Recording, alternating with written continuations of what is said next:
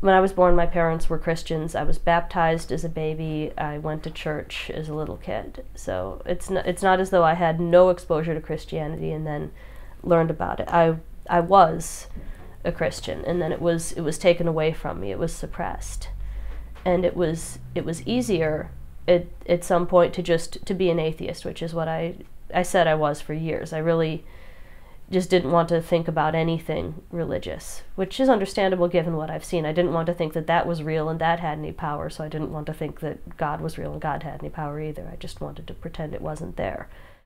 Eventually, I came to realize that that wasn't working. Over years of experience, over becoming a mother, struggling with being a mother, with my feelings of guilt over my abortions, with my feelings of guilt over birth control, over everything else that I had done, there was no way to deal with that. There was no way to deal with guilt for anything wrong that I had done. There's no way to deal with feeling guilty for yelling at someone or anything. There was no way to be forgiven. There's no forgiveness in atheism. Sins, evils, bad things you've done, whatever you want to call it, they just stack up. It just stacks up and stacks up and stacks up. There's guilt on you and you can't get rid of it. There's no way to make things right between two people.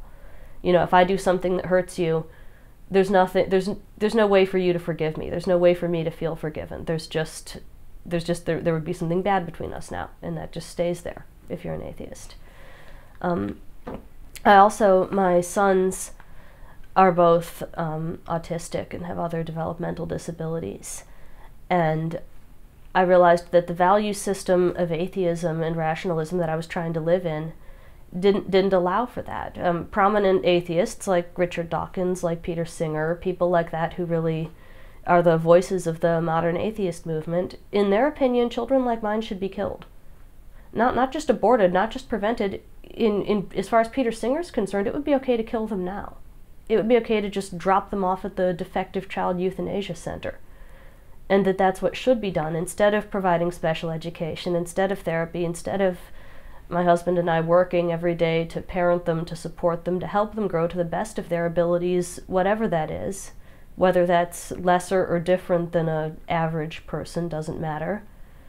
We love them, we want to take care of them, but there was no support for that. I was looking around online atheist communities for support for parents of disabled children, and what I got was, we need euthanasia. This is why we need euthanasia, is for children like yours. It's unfair that you should be wasting your time raising these children.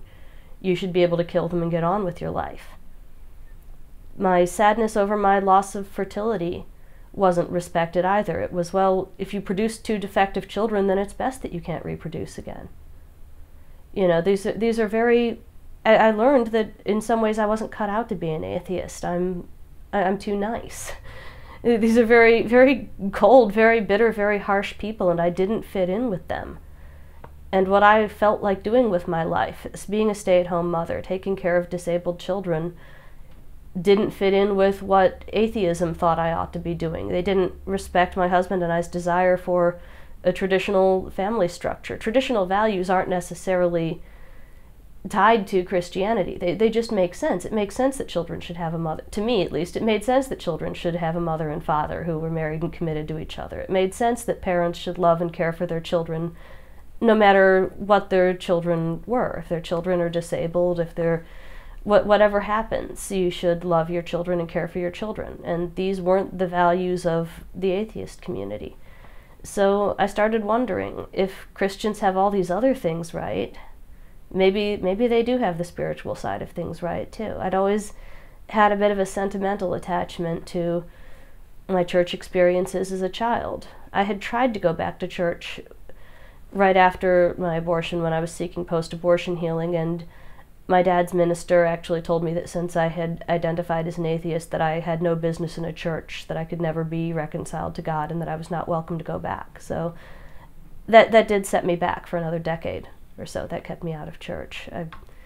Not all Christians are saints, just like not all atheists are horrible people. My husband is still not a believer, but he's a wonderful husband and father.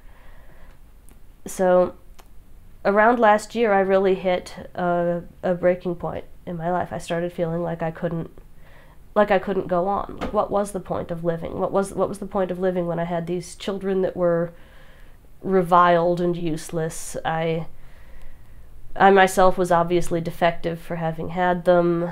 I had been having a lot of other problems, just depression that wouldn't go away. I had taken antidepressants, I had been to counseling. Nothing was working. I started looking for post-abortion healing because I realized that every year around the anniversary of my abortion I would get extremely depressed, and I realized that I couldn't just go on like that every year spending September and the next few months in despair. I couldn't do it. So all the post-abortion healing websites, of course, said that healing begins with Jesus, and I thought, well, that's not an option for me, but I can't do that. He's not going to accept me. And finally, after a few months of studying, of reading the Bible, I bought a Bible and started reading it, and I started reading these websites, and eventually one afternoon I just said, I prayed.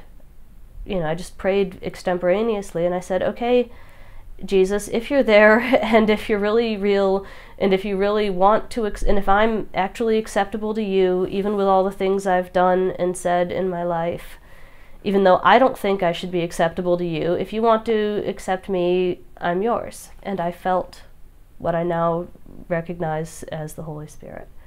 It's the only way I can describe it. I instantly felt something. I felt almost like I was glowing or tingling. It was a strange feeling that I'd never had before, and I felt that my prayer had been answered, that I was accepted. I started looking for a church.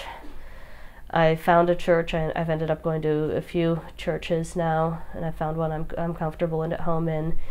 And God changed me in a lot of ways instantly. I didn't realize that would happen. I always thought that belief was just something you talked yourself into. People said, oh, I believe in God, and then I think I'm a better person than you. I didn't realize that it actually did things to people. That was a shock. Realizing that it really did change me, that I would wake up in the morning and not be depressed, that I would wake up in the morning and just get up and be happy and be able to do things, that I had confidence I didn't have before. That rather than just being pro-life in my ideas and maybe giving some money to pro-life organizations, voting pro-life, that I wanted to speak out. I wanted to do something. I got in touch with Silent No More. I started praying at Planned Parenthood. I started talking to people, and here I am.